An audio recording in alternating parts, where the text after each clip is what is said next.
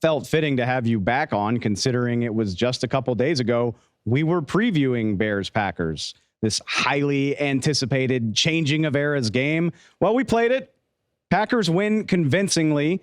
Let's start with the obvious one. Jordan Love, you yourself looking pretty smart right now. You were bullish on Jordan Love heading into this game.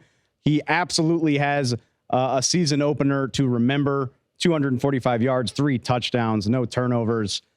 Carm, did Jordan Love live up to your lofty expectations?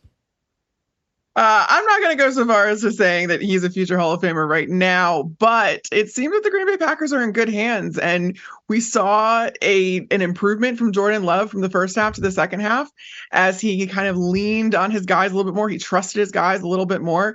He told me after the game that he was able to get through his progressions on multiple occasions. He was able to get through every single one of his reads and then was still sitting there like, hey, I'm going to look around and see what else is up, because his offensive line, pass protection all day. He had all day to throw. And then Aaron Jones absolutely lighting up the field, the scoreboard. He proved to be that constant that Jordan Love can now lean on. You know, I think just looking at a box score, I don't think the numbers jump off the page at you. But what I thought was so impressive about Jordan Love is that a guy making his second career start had the Packers 10 of 18 on 3rd and 4th down and 3 of 3 in the red zone. Like those are the money numbers for a quarterback. That lets me know how good of a job a quarterback is doing keeping his offense on schedule, how well he plays under pressure. I thought Jordan Love was phenomenal from that standpoint. And we talked about this heading into the game, but I'm curious, how does a guy making his second start who's gotten so few reps already seem so poised? It's because he's been in this offense for 3 years. He's been on this team for 3 years. He's been in this locker room. Jordan Love has been in this locker room for 3 years. So all of those intangibles that you want out of your starting quarterback, he can command a room, has the guys behind him, has their support, understands exactly what this offense is trying to do. Jordan Love has. He just doesn't have the reps necessarily to back it up. And now he's getting those reps. And he, with the support, this wonderful supporting cast, David Bakhtiari in the middle of the interview in the locker room just sees that Jordan Love is going out of the room and yells, "Congrats, Jordan!" And the entire locker room just erupted. I mean, these guys love him and they want to make sure that they're putting him in a good position. And as Bakhtiari told me, they need to make sure that they're protecting him, and they're going to give him as much time as he needs, whether that's a half a second, 6 seconds, whatever it is. That's their job, and they're going to do it. With all due respect to Aaron Jones, I think most people know about him and his game. His long reception in the second half felt like a catalyst for this offense. But I'm curious what your takeaways were from these young guys that we've talked so much about. Saw a little bit of Jaden Reed, Romeo Doubs, obviously with 2 big touchdowns, or my personal favorite, Luke Musgrave, I think, had the funniest reception of week 1. Just kind of waiting for that beach ball to get to him finally and praying to God that he doesn't mess up the play. What did you think from these rookies and second-year players really stepping up?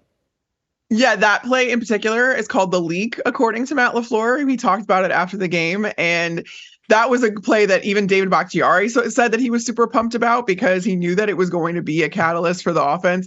If not for the reason that it was designed to get a touchdown, then for just what ended up being hilarious that Luke Musgrave has this opportunity. You know, it's his first NFL game, and he gets a cramp as soon as he catches the ball. So he went down, wasn't able to complete the play, but he was absolutely wide open. I'm told the TV broadcast didn't show a single defender in his vicinity.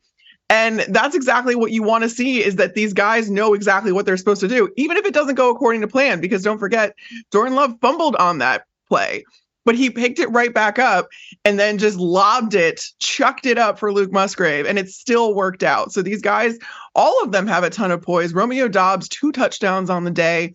That was someone that Jordan Love was going to have to lean on regardless of how long he's been in this league, because Christian Watson was out. So you see just these guys are all working together. They're clicking and they're picking each other up at various stages of the game when everybody else needs it. Okay, so obviously it was always going to be a very fun day for someone and a very miserable day, very bad day for somebody else. That's how rivalry games work. And look, maybe it wasn't the worst performance of week one, but what feels like a pretty deflating game for the Chicago Bears. All this hype, all this expectation that the NFC North is more wide open than it is before.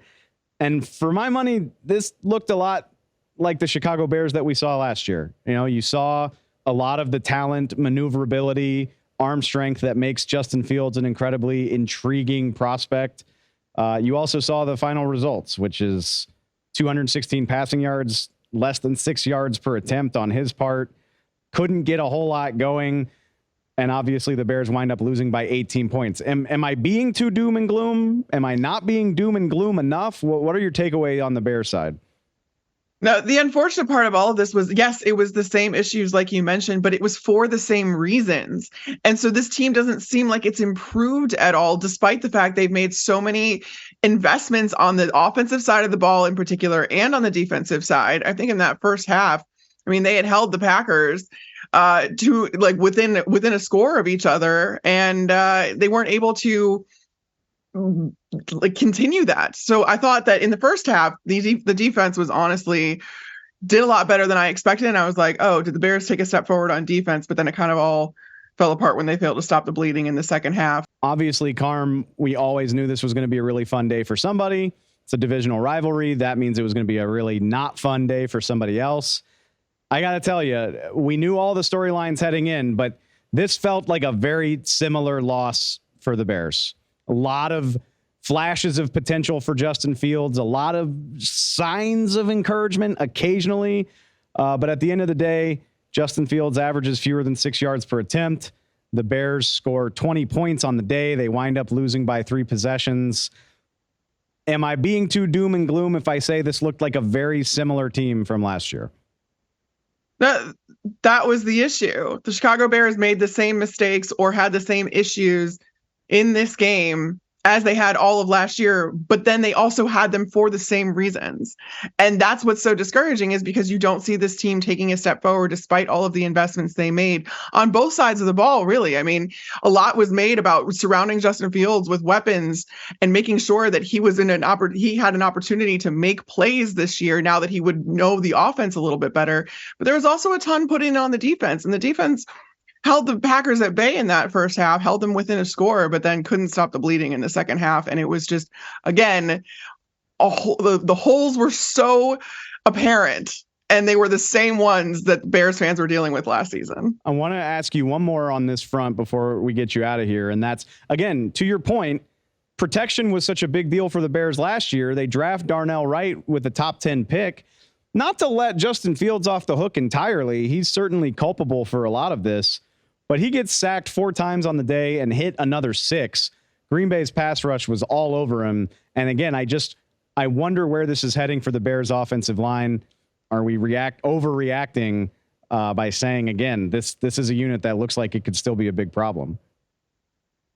You thought you were going to go into this season having consistency if you were the Chicago Bears, because at that unit in particular, we knew the 5 starters in minicamp, and that hasn't come to fruition because of injury, and multiple guys were playing out of position. You had Lucas Patrick, who's the backup center, playing center, and then but Cody Whitehair was on the field. He had just moved back to guard. So now you have 2 guys out of position to make up for one guy's absence, and that's Tevin Jenkins, who is on IR and will be there hopefully only for the first 4 weeks of the season. But it just threw everything into a tizzy. Everything was shuffled again. And this unit did not have continuity going into this game, playing at the positions that they were playing in. And that was what was so discouraging, because as we saw with the Packers, the offensive line matters. That is what allowed Jordan Love to get comfortable in that second half. He started to trust his protection. He had the protection, not to mention the run game and Aaron Jones doing everything that Aaron Jones did.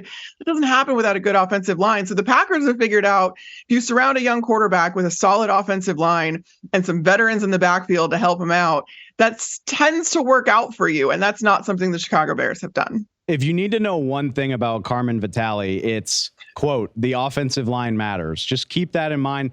Carmen, it was a fun day at Soldier Field. We will see where this goes from here. Packers immediately follow this up with a 1-0 Falcons team. Bears get a suddenly feisty looking Bucks team. So we will be evaluating these young teams and these young quarterbacks throughout the season, and we will be doing it with your help, I hope. Carm, thanks for the time.